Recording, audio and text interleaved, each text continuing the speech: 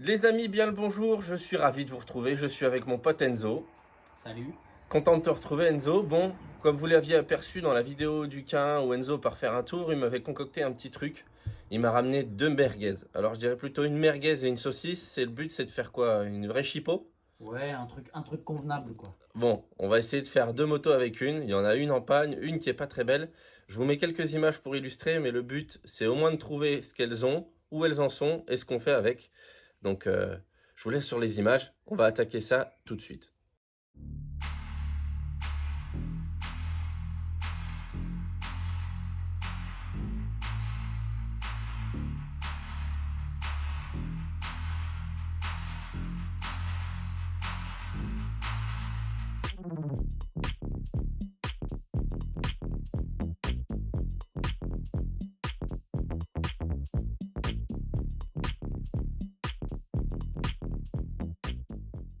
Bon, du coup, on va attaquer elle en premier.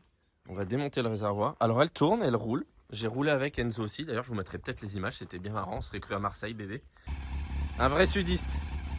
Eh bien le bonjour. Hein. Regarde-moi cette dégaine de plouc avec ses claquettes, putain. Et elle tourne bien. Elle a un cliquetis à froid. Moi, je l'ai identifié plutôt comme étant à niveau de la distribution. Donc, je pense que c'est pas trop grave. Peut-être le tendeur, la chaîne ou le jeu aux soupapes. Elle a 98 000 km. Donc bon, elle a quand même des bornes, mais c'est des moteurs solides, donc je suis pas inquiet. Ce qui m'inquiète plus, par contre, c'est qu'elle fume bleu, mais grave de chez grave. Ouais, ça fume un peu, hein. Ouais. Elle fume vraiment très bleu. Et il semblerait que elle, qui est un peu tuning, soit en meilleure santé moteur. En tout cas, on va essayer de la démarrer. On va vous les démarrer les deux d'ailleurs. On entendra le bruit et on va se rendre compte un petit peu de ce que ça donne. Allez, Enzo, mise à feu du monstre, le premier. Tu crois qu'elle démarre à froid comme ça? Sans starter. Sans starter, ah t'es chaud. Oh là là, oh là là là. Alors je sais pas si on va entendre le cliquetis de distrib.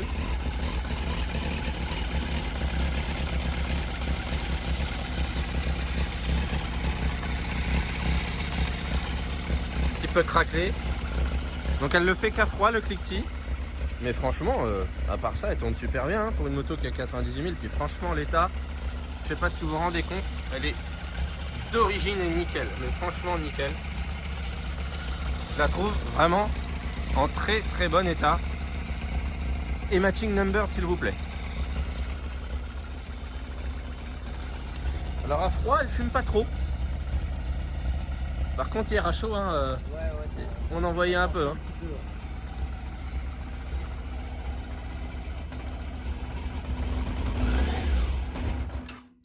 J'étais un peu gourmand avec elle, la pauvre.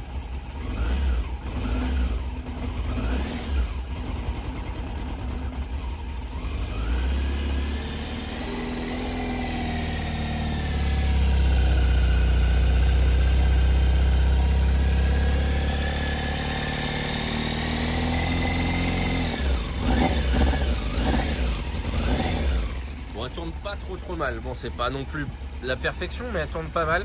Là, on l'entend bien le cliquetis.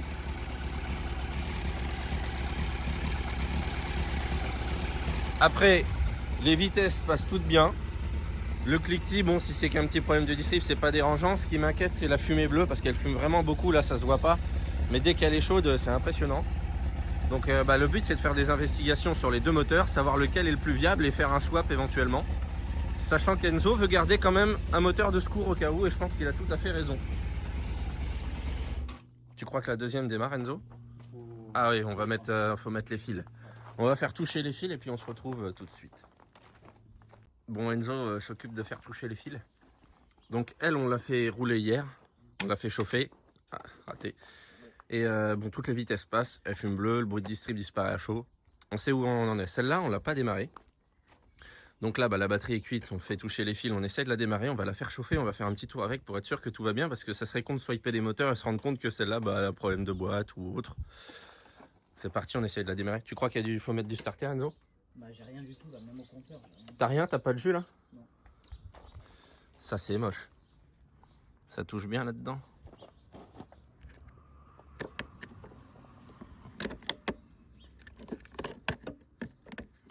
Ouais, là, je sais pas si je suis content. j'ai entendu le relais claquer. J'étais Ouais. pas bien en contact. Celle-là va peut-être falloir Yes. remettre un petit peu.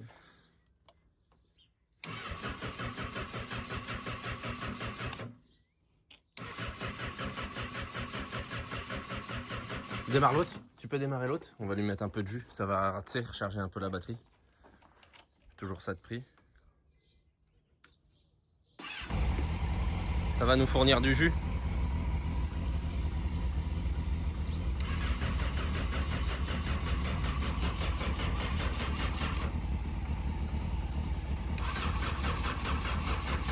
Ça tourne pas assez vite. Ça tourne pas assez vite. Non. Ah, si j'accélère un peu celle-là.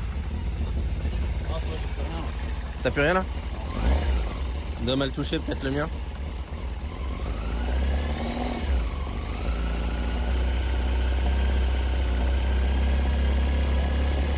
T'as plus rien du tout là? Ah, tu dis, ça tourne pas. C'est ça. Bon les amis, ça y va pas là. On sait pas trop ce qui se passe. Faut une plus grosse batterie. Ouais, à mon avis on n'a pas assez de jus. Et rapprocher à 206. Ouais, on va mettre l'auto du Seigneur. La 2 saucisses Racing. 93 ma couille. Bon, la 206 Racing est de sortie. Elle va le servir de cœur pour notre FZ6. Enfin, Phaser 600. T'es prêt Enzo? Allez. Oh le Seigneur. Eh, démarre bien. Si on enlève la batterie, c'est bon, elle tient? Ouais, mais je crains qu'elle prenne pas assez. Ah. Peut-être un petit problème de circuit de charge alors.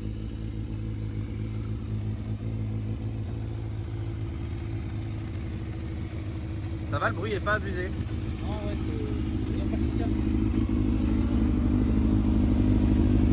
Le Bonico Racing.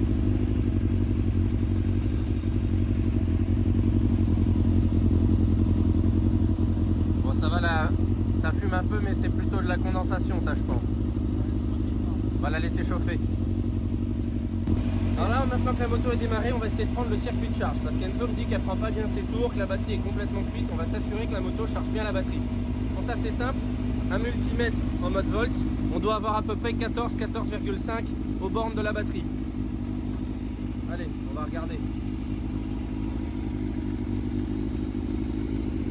C'est un peu faible. 12,8, c'est un peu faible. Accélère un peu, Enzo, pour voir. Ouais. Pour moi, c'est un peu bas. Bon, c'est suffisant pour faire tourner la moto, mais il faudra investiguer un peu plus loin. Ouais. J'ai été obligé de vous partager ça parce que je me crois au Mans là. On dirait pas une moto qui vient finir sa vie aux 24 heures ou au Grand Prix de France, franchement. C'est le truc increvable qui passe son week-end à... Le truc qui passe son week-end à rupter, tu sais, et où les mecs ils s'excitent sur le bouton du coupe-circuit. Franchement, elle tourne pas trop bien quand même, ça va. On a vérifié le circuit de charge de celle-là. Elle nous donne bien entre 13,5 et 14 volts. Donc là, on sait qu'ici, déjà sur le circuit de charge, il y a un problème. Alors peut-être que c'est parce que la batterie est à plein, on contrôlera plus tard, mais pour moi, il y a un petit problème soit de régulateur, soit d'alternateur, à voir. On va la laisser chauffer, puis on va aller faire un petit tour. Elle fume pas pour l'instant, pas trop.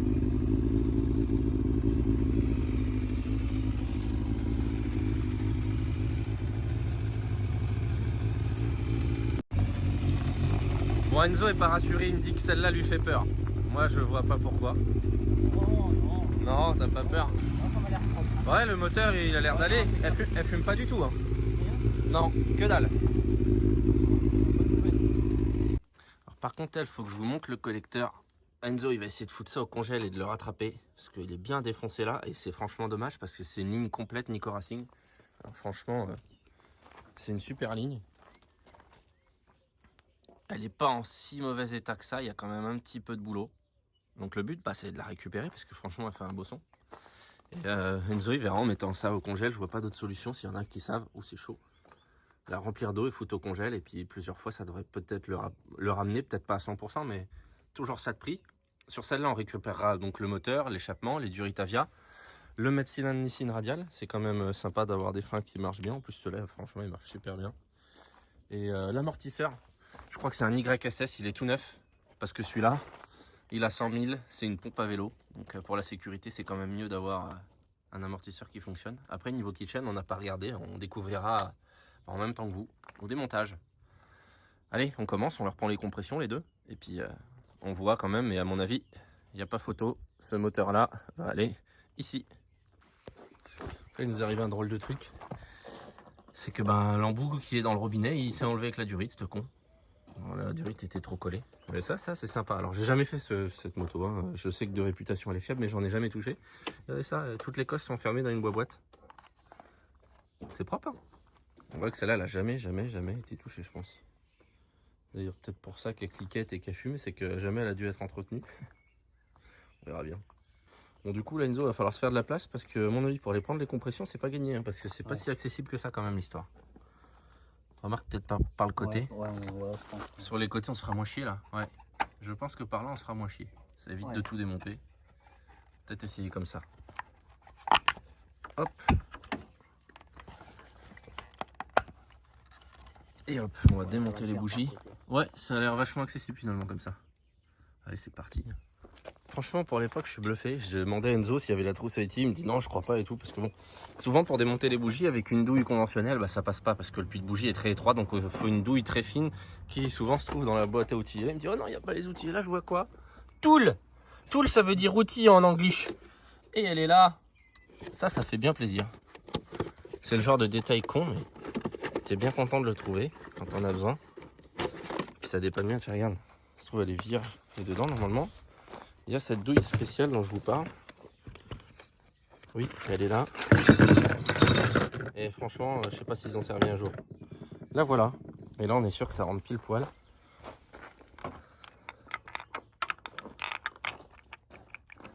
Voilà. Il y a juste à mettre le levier. Pac, la débloquer. Parfait, hein. En fait, quand on se dépanne sur le bord de la route, tout simplement, il va mettre son tournevis. Et hop. Voilà. Et ça, franchement, c'est trop pratique. Alors, je vous mens pas, hein. Aujourd'hui, sur les R6, les R1, les sportives, on a des trousses à outils. Mais avant d'accéder à une bougie sur le bord de la route, je peux vous dire qu'il faut se lever tôt. Tandis que sur ces machines-là, tu te démerdais toi-même, en fait. Tu pouvais tout faire. Tu tombes en panne sur la route, ce qui devait être certainement rare. Mais bon, une bougie qui claque, ça peut arriver. Tu te dépannais tout seul. Un peu noirotte, un petit peu foncé. Mais bon, vu ce qu'elle fume, à mon avis... Allez, on se fait les 4 comme ça, on prend les compressions maintenant. Ce bien, c'est que moi, je vais pouvoir me concentrer à essayer de vous faire des images pendant qu'Enzo bosse. Après tout, c'est sa bécane, hein. Puis vu ce que tu me payes... C'est vrai, hein, et vu la YouTube monnaie, ce qu'elle me rapporte... Quel ingrat. C'est pas grave, on peut toujours la finir aux 24 heures du Mans, hein, je peux te... Non. Moi, ça me dérange pas, il y en a à qui ça fait mal, mais là, franchement, elle fume, elle a 100 000. On peut finir le moteur comme ça, hein. Comme des sauvages, tu sais, tu finis le week-end, t'es noir de suie, de fumée, tu pues la mort. Ah, les 24 heures ou le Grand Prix de France. Celle-là n'était pas serrée. Hein. Elle était pas serrée, celle-là?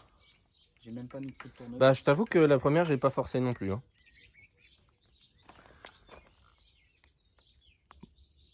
Ouais, ça te faisait un petit arc électrique, peut-être que, je sais pas. Ouais, un peu de suie, si elle est pas bien serrée, je sais pas. Alors vous m'excuserez, comme d'hab, j'ai la crève, comme 360 jours dans l'année.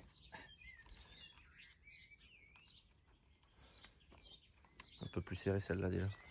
Ouais. J'aime bien, c'était repéré et tout. Et franchement, beau. la finition Yamaha, j'ai toujours adoré. Alors tout le monde va croire que je suis fan de Suzuki et de GSX-R. Alors oui, un petit peu.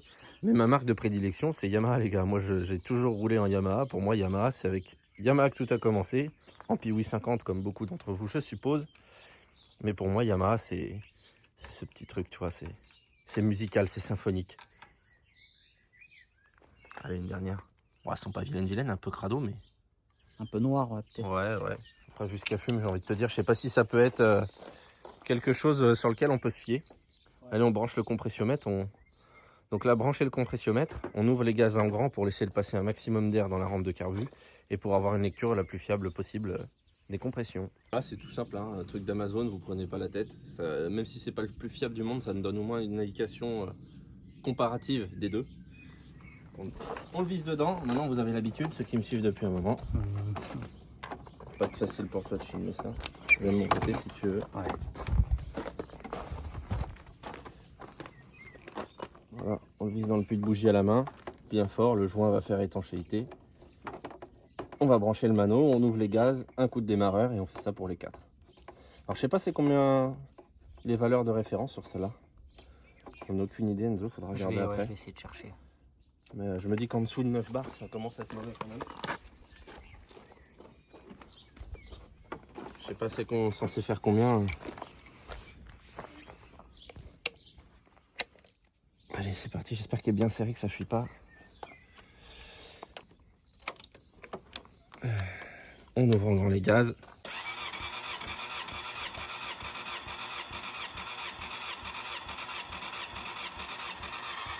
Ça monte plus. Franchement, bien, non? 12 bars. Franchement, excellent. Je crois qu'elle va me faire mentir celle-là. Allez, en deuxième. Numéro 3.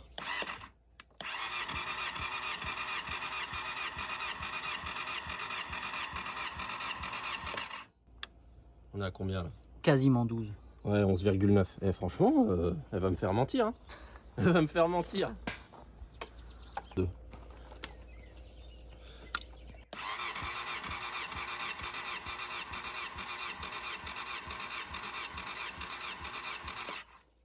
Un peu plus de 12. Et franchement, excellent. Hein. C'est pas mal. Allez, dernier cylindre, le numéro 1. Ah, là Ah. c'est moche. Ça, c'est vilain. Là c'est moche. Ah, ça c'est très moche. J'espère que ça fuit pas, que j'ai bien serré mon truc.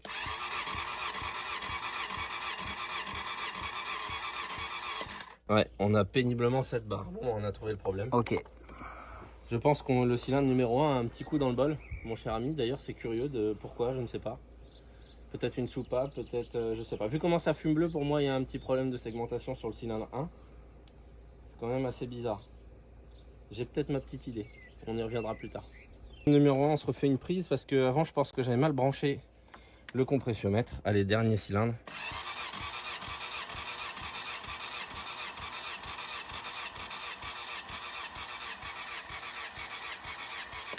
On est au max, on est à 11,1. Voilà, c'est pas vilain, c'est bien. Visiblement, on a l'explication de pourquoi ce moteur fume. Une fois sur deux, sur le cylindre numéro 1, un coup j'ai plus d'11 bars, un coup j'ai 7. Donc visiblement, il y a un souci.